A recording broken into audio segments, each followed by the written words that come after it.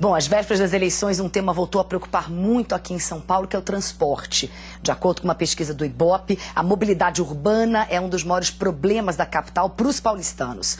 Vou conversar então com o repórter Gabriel Prado, ele está no centro da cidade. Oi, Gabriel, boa tarde. Está dentro do ônibus, aí no transporte coletivo público, 5 horas e 44 minutos pelo horário de Brasília. Já deve estar começando a ficar preocupado, deve estar começando a ficar bem ocupado aí, bastante gente voltando para casa nesse horário, né? Oi, Cris, boa tarde para você, boa tarde para todo mundo. Pois é, a nossa missão hoje foi subir nesse ônibus, a gente já está aqui, ó, se escorando aqui na estrutura para não cair, o ônibus vai balançando, a gente entrou exatamente 5h42 nesse coletivo.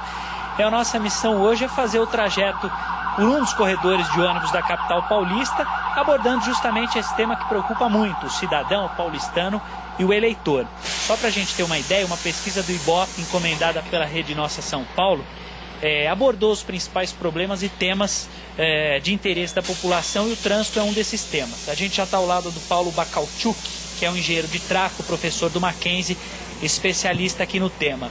Professor, a gente está num corredor de ônibus e dá para ver que por aqui o trânsito flui, ou seja, um benefício para quem usa o transporte coletivo. Até que ponto o corredor é positivo para o passageiro? Isso é uma medida paliativa que vai se esgotando ao longo do tempo numa cidade como São Paulo? Veja bem, são, se não me engano, 5 horas e 45 minutos da tarde, de sexta-tarde. A gente está um pouquinho antes do horário de pico. Então, o ônibus não está representando a real situação de pico. Veja bem, os corredores de ônibus, a maioria deles, tem uma faixa única e muitos poucos pontos de ultrapassagem, né?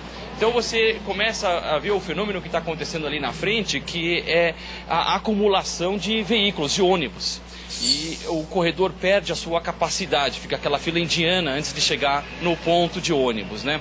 Então, realmente, é um método de transporte coletivo de média capacidade, certo? Que tem um nível e pode ser esgotado ao longo dos anos, né? O Cotrim está mostrando, o nosso repórter cinematográfico está mostrando para a gente a diferença das faixas de rolamento onde estão os carros, já estão começando a ficar cheias por causa do início do horário do rush, e o corredor um pouco mais desafogado.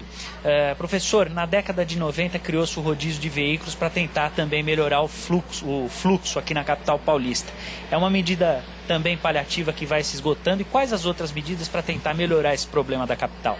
Veja bem, o rodízio foi criado com a desculpa da poluição, para reduzir os índices de poluição. E o efeito colateral foi realmente a melhora do trânsito. Ao longo dos anos, com o crescimento da frota, o rodízio se esgotou. Não faz mais efeito. A frota cresceu suficientemente para cobrir a diferença de 20% por dia de veículos que existiam em cada dia da semana do rodízio. A solução que vai realmente melhorar o transporte coletivo na cidade de São Paulo é o transporte de alta capacidade, ou seja, metrô, transporte sobre trilhos, em conjunto com uma interligação com o transporte de média capacidade, que são os corredores de ônibus, né? Principalmente isso, e vaias de ultrapassagem nos corredores de ônibus. Agradeço então Paulo Bacalchuk, o engenheiro de tráfego, conversando com a gente sobre transporte aqui da capital paulista. Cris. Gabriel, eu agradeço a vocês dois, a você e ao professor Paulo, que é um grande especialista nesse assunto, já esteve aqui com a gente no estúdio também. Muito obrigada, viu? Bom trabalho, bom fim de semana.